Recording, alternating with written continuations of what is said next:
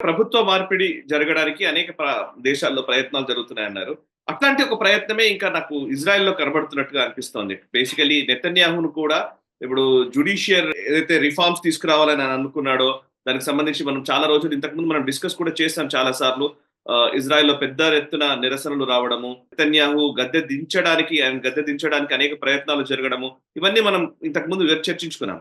సడెన్‌గా ఈ హమాస్ దాడి చేసిన తర్వాత మళ్ళీ కొంత ఆ పరిణామాల నుంచి బయటపడి మళ్ళీ ఒక యుద్ధ వాతావరణం నెలకొనడము, కొంత నెతన్యాహుకి గా ఆయనకు సపోర్ట్ రావడము మనం చూసాం. ఎందుకంటే బికాజ్ ఆయన ప్రైమ్ మినిస్టర్‌గా ఉన్నాడు కాబట్టి.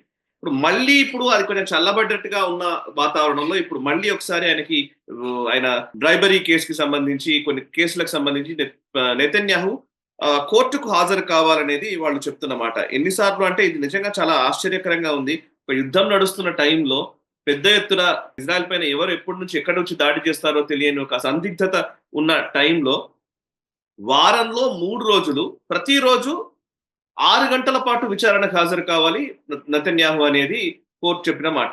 సో విచారణకు హాజరు కావడం అనంటే ఇట్ ఈస్ ఆల్మోస్ట్ లైక్ ఒక ప్రధాన మంత్రి వారంలో 3 రోజులు రోజుకు 6 గంటల చొప్పున విచారణలోనే ఉంటే దేశం పరిస్థితి ఏంటి అనే ఒక ప్రశ్న వస్తోంది. ఇదంతా ఏంటి? దేనికోసం జరుగుతుందని మీరు అనుకుంటున్నారు? సో చెప్తారా? వెస్టర్న్ డెమోక్రాటిక్ మోడల్‌లోనే ఈ ప్రాబ్లమ్ మనకున్నది ఇది. మన దేశంలో అదే ప్రాబ్లమ్ ఉంది. అలాగే మనకి ఇజ్రాయెల్‌లో అదే ప్రాబ్లమ్ చూస్తున్నాము. ఎన్నో దేశాల్లో ఈ ప్రాబ్లమ్స్ మనం చూస్తున్నాము. ఎందుకంటే జ్యుడిషియరీ ప్రజలచే ఎన్నుకోబడరు. వాళ్ళు ప్రజల మద్దతుతోటి వచ్చినటువంటి వాళ్ళు కాదు. వాళ్ళు ఎలా వస్తున్నారు? పొలిటికల్ ఇన్‌ఫ్లూయెన్స్‌తో వస్తున్నారు. లేదా వాళ్ళ కూటమి వాళ్ళ ఇంటర్నల్ డైనమిక్స్‌తో వస్తున్నారు. అమెరికా లాంటి దేశంలో కోర్స్ అది పొలిటికల్ అపాయింటీస్. పార్టీలు అపాయింట్ చేస్తాయి. వాళ్ళు చనిపోయేంత వరకు వాళ్ళు జడ్జిలుగానే ఉండవచ్చు. కానీ అటువంటి 1, 2 దేశాలు మినహాయిస్తే మిగతా దేశాల్లో అంతా కూడాను జ్యుడిషియల్ ఇండిపెండెన్స్ పేరిట ప్రజలచే ఎన్నుకోబడ్డటువంటి ప్రభుత్వాలని వీళ్ళు నియంత్రించి కంట్రోల్ చేసే దిశగా ప్రయత్నాలు చేస్తున్నారు. ఈ యొక్క దాంట్లో కొంత రిఫార్మ్స్ తీసుకొచ్చే ప్రయత్నం మనం కూడా చేశాం. ఎన్‌జేఏసీ తీసుకొచ్చాం. ఏమైంది? సుప్రీంకోర్టు ఎన్‌జేఏసీని కంప్లీట్‌గా తీసి పడేసింది.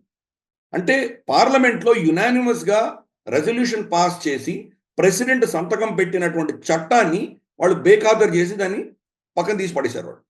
అంటే పార్లమెంట్ కంటే ఎక్కువ అధికారాలు మీకున్నాయా? ఇదే పరిస్థితి ఇజ్రాయెల్‌లో కూడా ఉన్నది. 3 రోజులు వారానికి 6 గంటలు ఆయన అక్కడ నిలబడాలంటే యుద్ధం చేస్తున్నాడు ఆయన. ప్రతి నిమిషం, ప్రతి అర్ధగంటకి ఎన్నో కీలక మార్పులొస్తున్నాయి. నిర్ణయాలు తీసుకోవాలి. ఆయన డెసిషన్ ఇవ్వాల్సినటువంటి ఆవశ్యకత ఉంది. ఇప్పుడు మనం ఇందాక నేను చెప్పుకున్నాం కదా! మౌంట్ హెరాన్ క్యాప్చర్ చేశారు. రేపటి రోజు అక్కడ హిజ్బుల్లా కానీ ఇంకెవరన్నా వాళ్ళ మీద దాడి చేస్తే, హెచ్‌టీఎస్ దాడి చేస్తే ఎలా రిటాలియేట్ అవ్వాలి అని నిర్ణయాలు తీసుకోవాలంటే ఆయన పరిస్థితి ఏంటి? ఆయన కోర్టుకొచ్చినప్పుడు కోర్టులో ఆయన ఉండగా ఆయన డిఫెన్స్ మినిస్ట్రీ తర్వాత ఆయన ఆఫీసు ఆయనకు స్లిప్పులు పంపించారు నిర్ణయాల కోసం.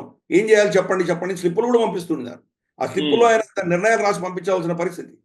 6 గంటలు కోర్టులో ఉంటే, కోర్టులో ఆయన పేషీ ఇచ్చి ఆయన కేసును వాదించుకోవడానికి బహుశా ఇంకొక 2, 3 గంటలు ఆయన ఇంట్లో ఆఫీస్‌లో ఆయన ప్రిపేర్ అవ్వాలి దానికి. అంటే రోజుకి 9, 10 గంటలు ఒక ప్రైమ్ మినిస్టర్‌ని మీరు యుద్ధం జరుగుతున్నప్పుడు తీసేస్తున్నారంటే, మీరు ఎంతటి పైశాచికంగా ప్రవర్తిస్తున్నారో అర్థం చేసుకోవచ్చు. ఇది లెఫ్టిస్ట్ కంట్రోల్డ్ జ్యుడిషియరీ ఇజ్రాయెల్‌లో. వాళ్ళు ఈ సో కాల్డ్ ప్రో పాలెస్టీనియా ఏదైతే లెఫ్టిస్ట్ అజెండా ఉందో దాన్ని ముందుకు తీసుకెళ్తున్నారు. ఎట్టి పరిస్థితిలో బెంజమిన్ నెతన్యాహును ఆపాలి అని చెప్పి అమెరికన్ డీప్ స్టేట్ ఏదైతే ప్రయత్నం చేస్తోందో వాళ్ళు జ్యుడిషియరీని వాడుకుంటున్నారు ఈరోజు. నిజంగా దీన్ని పోస్ట్పోన్ చేసి ఉండొచ్చు. యుద్ధం అంతా అయిపోయిన తర్వాత ఆయన ప్రాసిక్యూట్ చేయొచ్చు. ఆఫ్టర్ ఆల్ ఇది ఓన్లీ కరప్షన్ కేసు. కరప్షన్ కేసుని ఒకవేళ మీరు దాంట్లో ఏదైనా ఫైన్ వేసి కూడా వదిలేయచ్చు. ఒకవేళ నిజంగా మీరు జడ్జిమెంట్ ఇవ్వదలుచుకుంటే. లేకపోతే కనుక సంవత్సరం ఆగి సంవత్సరం తర్వాత దీన్ని టేక్ ఓవర్ చేయొచ్చు. 2019లో ఫైల్ చేసినటువంటి కేసుని ఇప్పుడు మళ్ళీ దాన్ని మీరు ఇప్పుడు తీసుకొచ్చారంటే సరిగ్గా ఏ సమయాన్ని తీసుకొచ్చారు? సిరియాలో ఇన్ని మార్పులు జరుగుతున్నాయి. హెజ్బుల్లా తోటి సీజ్ ఫైర్ డిక్లేర్ చేశారు. ఇన్ని కీలక మార్పులు జరుగుతున్నప్పుడు పెడుతున్నారంటే మీరు ఎంత దేశ విద్రోహ చర్య చేస్తున్నారో అర్థం చేసుకోవచ్చు జ్యుడిషియరీ.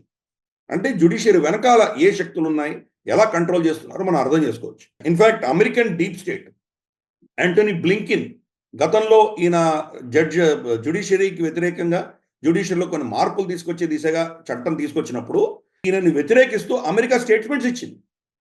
అంటే మనం వీళ్ళ ప్లాన్ ఏంటో అర్థం చేసుకోవచ్చు. ప్రతి దేశంలో ఏదో ఒక పర్టికులర్ ఆస్పెక్ట్ ని తీసుకుని వాళ్ళు ఇష్టం వచ్చినట్టు ఆ దేశం మీద ఒత్తిడి తీసుకొచ్చే ప్రయత్నం చేస్తారు. అంటే డొనాల్డ్ ట్రంప్ వచ్చేంత లోపు బహుశా ఇక్కడ కూడా బెంజమిన్ నెతన్యాహు దించేయాలి, అరెస్ట్ చేసే దిశగా ప్రయత్నాలు జరుగుతున్నాయా అని పెద్ద ప్రశ్న పుడుతోంది. నిజంగా అదే మన దేశంలో జరిగితే ఏమవుతుంది? నిజంగా ఊహించని కూడా ఊహించలేము. పాకిస్తాన్ తోటి, చైనా తోటి యుద్ధం జరుగుతుంటే ప్రైమ్ మినిస్టర్ని వచ్చి కోర్టులో హాజరు ఇవ్వండి 8 గంటలు అంటే ఏంటి దాని పరిస్థితి? 6-7 గంటలు. కాబట్టి ఇది ఒక విధమైనటువంటి అన్డిక్లేర్డ్, అన్ఎలెక్టెడ్ డిక్టేటర్షిప్ కింద మనం భావించవచ్చు. ఇది పర్ఫెక్ట్. నిజంగానే మీరు డిక్టేటర్షిప్ లాగానే. అంటే వీళ్ళ పనే అంతా డెమోక్రసీ పేరిట, డెమోక్రసీ కావాలని కోరుకునే ఈ శక్తులందరూ కూడా చేసే పని ఇదేనేమో అనిపిస్తుంది. డెమోక్రసీ ఎందుకు అని అంటే, డెమోక్రసీ అయితే చాలా లూప్స్ ఉంటాయి, చాలా ఫ్రీడమ్ ఉంటుంది. ఒకటి కాకపోతే ఇంకొక దగ్గర నుంచి ఎదుటి వాడిని మనం కంట్రోల్ చేయడానికి అవకాశం ఉంటుంది. సో వాటన్నిటిని వినియోగించుకోవాలంటే డెమోక్రసీ కావాలి అంతే. మనం చూసామంటే ఇప్పుడు ఫర్ ఇన్స్టెన్స్ లోక్సభలో బీజేపీకి మెజారిటీ ఉన్న గత 2 సార్లు రాజ్యసభ నుంచి వీళ్ళు కంట్రోల్ చేసేవాళ్ళు. సో మనకు ఆంధ్రప్రదేశ్ అసెంబ్లీలో కూడా చూసాం మనం. జగన్ క్యాపిటల్ని షిఫ్ట్ చేయడానికి, తర్వాత కౌన్సిల్ని డిస్మిస్ చేయడానికి ప్రయత్నం చేస్తే అసెంబ్లీలో ఆయనకు మెజారిటీ ఉన్న కౌన్సిల్ని బట్టి వాళ్ళు కంట్రోల్ చేశారు వాళ్ళు. సో ఈ కంట్రోల్ మెకానిజమ్స్ ఉంటాయి. ఇవన్నీ పోయాయంటే కోర్టులో పట్టుకుంటారు. కోర్టులో వాళ్ళు ఏదో నిర్ణయం తీసి దాని మీద వ్యతిరేకంగా ఏదో చేస్తారు. ఫార్మ్ లాస్కి సంబంధించి, వ్యవసాయ చట్టాలకు సంబంధించి కూడా కోర్టులో జోక్యం చేసుకున్నాయి. తర్వాత తెలిసింది ఏంటంటే ఇది కానే కాదు, వాళ్ళందరూ రైతులందరూ సంతోషంగా ఉన్నారు దాంతో తెలిసింది. కానీ వాళ్ళు జోక్యం చేసుకునే జరిగే ప్రభుత్వం విత్డ్రా చేసుకుంది. సిఏఏ చట్టం ఏది తీసుకున్నా ప్రతి దాంట్లో కూడా వీళ్ళ ఇంటర్ఫియరెన్స్ అనేది చూస్తున్నాం. ఆఖరికి ఆక్సిజన్ సిలిండర్స్ ఇవ్వడానికి కూడా సుప్రీంకోర్టు మిమ్మల్ని కంటెంప్ట్ కింద మిమ్మల్ని బుక్ చేస్తామని బెదిరించిన ఉదంతాలు మనం చూసాం. కాబట్టి ఈ జుడిషియల్ డిక్టేటర్షిప్ అన్నది డెమోక్రసీస్లో చాలా భయంకరంగా ఉన్నది. అన్ఫార్చునేట్లీ బెంజమిన్ నెతన్యాహు యుద్ధం జరుగుతున్నప్పుడు ఆయన ఫేస్ చేస్తున్నాడు పాపం. ఈ వీడియో మీకు నచ్చినట్టయితే లైక్ చేయండి, 10 మందికి షేర్ చేయండి. అలాగే కామెంట్ల రూపంలో మీ అభిప్రాయాలను మాతో పంచుకోండి. Nationalist hub group of channels ను సబ్స్క్రైబ్ చేసుకుని తెలుగునాట జాతీయవాద జర్నలిజాన్ని ప్రోత్సహించండి. ఈ వీడియో కింద ఉన్న బెల్ ఐకాన్ పై క్లిక్ చేయడం మర్చిపోవద్దు.